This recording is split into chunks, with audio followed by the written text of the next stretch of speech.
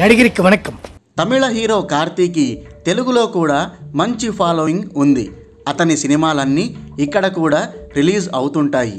ఈసారి కూడా అతడు సర్దార్గా మన ముందుకు వచ్చాడు. ఇది ఒక స్పై థ్రిల్లర్ కావడం, ప్రోమోలు కూడా ఇంట్రెస్టింగ్గా ఉండడంతో ఈ సర్దార్ తప్పకుండా మెప్పిస్తుందనే అంచనాలు ఏర్పడ్డాయి. మరి ఆ అంచనాలను ఇది అందుకుందా? ఆడియన్స్ని ఆకట్టుకుందా? పదండి రివ్యూలోకి వెళ్ళి తెలుసుకుందాం. స్టోరీ: విజయ్ ప్రకాష్ ఒక పోలీస్ ఇన్స్పెక్టర్. అతని తండ్రిపై దేశద్రోహి అనే ముద్ర పడడంతో అతని చిన్నతనంలోనే కుటుంబం మొత్తం ఆత్మహత్య చేసుకుంటుంది. దాంతో విజయ్ ప్రకాష్ అనాథగా మిగిలిపోతాడు. అతన్ని ఒక కానిస్టేబుల్ చేరదీసి పెంచి పెద్ద చేస్తాడు.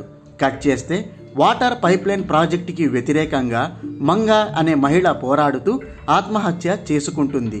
ఈ కేసు విజయ్ ప్రకాష్ చేతికి అందుతుంది.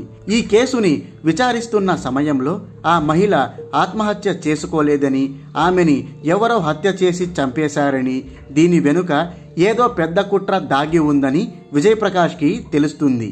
అలాగే ఆ మహిళ ఒక సీక్రెట్ టీంతో కలిసి పనిచేస్తోందని, ఆ టీం మొత్తం సర్దార్ అనే వ్యక్తి కోసం వెతుకుతోందని కూడా హీరోకి తెలుస్తుంది. ఇంతకీ ఈ సర్దార్ ఎవరు? అసలు విజయ్ ప్రకాష్ తండ్రిపై దేశద్రోహి అనే ముద్ర ఎందుకు పడుతుంది? మంగా అనే మహిళను ఎవరు చంపారు? వాటర్ పైప్లైన్ ప్రాజెక్టు వెనుక దాగి ఉన్న రహస్యం ఏమిటి? ఈ ప్రశ్నలకు జవాబే ఈ సినిమా కథ. అనాలిసిస్: స్పై థ్రిల్లర్ జోనర్లో రూపొందే సినిమాలలో స్టోరీ బలంగా ఉండడంతో పాటు ఉత్కంఠభరితంగా సాగుతూ థ్రిల్ చేయగలగాలి. అక్కడక్కడ అప్స్ అండ్ డౌన్స్ ఉన్నా పర్లేదు, కానీ మెయిన్ ప్లాట్ మాత్రం ట్రాక్ తప్పకూడదు. స్క్రీన్ ప్లే రేసీగా సాగాలి. ప్రతి సన్నివేశంతోనూ తర్వాత ఏం జరుగుతుంది అనే ఉత్కంఠ రేపుతూ కథ సాగుతుండాలి.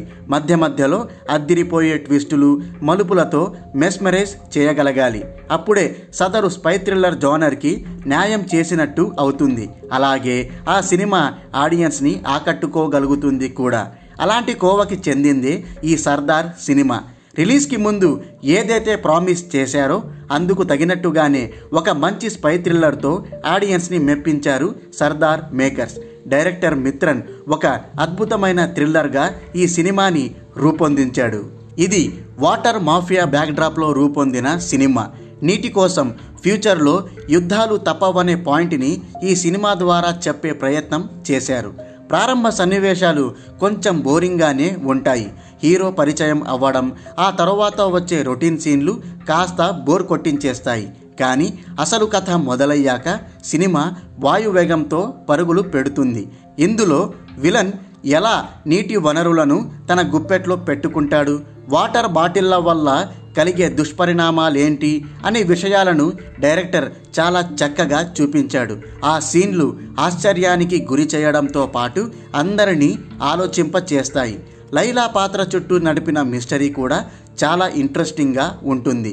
ఆ ఎపిసోడ్ని డైరెక్టర్ డీల్ చేసిన విధానం సూపర్బ్. ఇక సర్దార్ పాత్రకు అయితే డైరెక్టర్ మామూలు ఎలివేషన్ ఇవ్వలేదు. గూస్ బంప్స్ ఇచ్చేలా అతడి ఇంటర్వెల్ బ్లాక్ని డిజైన్ చేశాడు.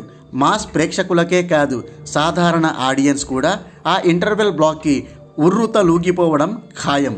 ఇక సెకండ్ హాఫ్లో సర్దార్ ఎవరు, అతడి ఫ్లాష్ బ్యాక్ ఏంటి అనే విషయాలను చూపించారు.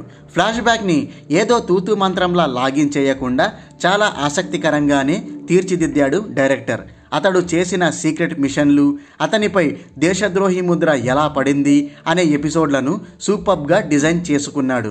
ఇక్కడ డైరెక్టర్ మిత్రన్కి హ్యాట్స్ ఆఫ్ చెప్పుకోవాలి. ఫ్లాష్ బ్యాక్ ఎపిసోడ్స్ని డీల్ చేయడంలో చాలామంది తడబడుతుంటారు, కానీ ఇక్కడ మిత్రన్ మాత్రం ఏమాత్రం తడబడకుండా ఫ్లాష్ బ్యాక్ని కూడా చాలా ఇంట్రెస్టింగ్గా వెండితెరపై చూపించాడు. ఇక ఫ్లాష్ బ్యాక్ నుంచి ప్రజెంట్ సిచ్యువేషన్లోకి వచ్చాక సినిమా మరింత వేగం పుంజుకుంటుంది. చివరి వరకు ఎంగేజ్ చేస్తూ సాగుతుంది. ఎక్కడా ఆసక్తి సన్నగిల్లకుండా థ్రిల్లింగ్ సీన్లతో సినిమాని బాగా నడిపించారు. ఇక ప్రీ క్లైమాక్స్ అండ్ క్లైమాక్స్ సీన్లైతే మరింత హైలైట్గా నిలిచాయి. ఆ 2 ఎపిసోడ్లను భారీతనంతో డైరెక్టర్ మిత్రన్ ఎక్సలెంట్గా హ్యాండిల్ చేశాడు.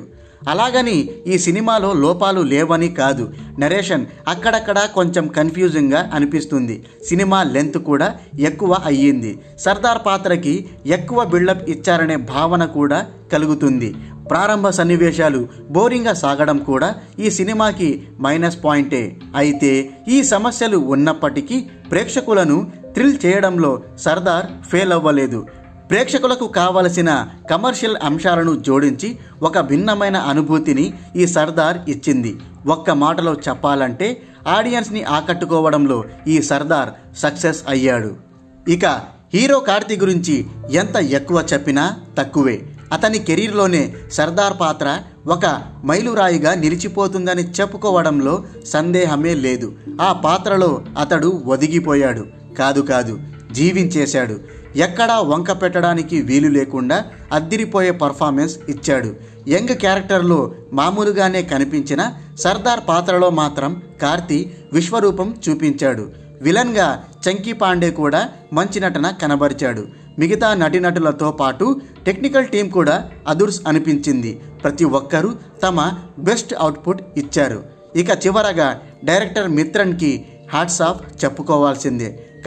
కథనాల విషయంలో అతడు ఎంతో కసరత్తు చేసి ఒక పర్ఫెక్ట్ స్పై థ్రిల్లర్ని అందించాడు. కథని తీర్చిదిద్దిన తీరు, ఎక్కడా ఆసక్తి సన్నగిల్లకుండా సినిమాని ముందుకు నడిపించిన విధానం అందరినీ మెప్పిస్తుంది. అయిపోయి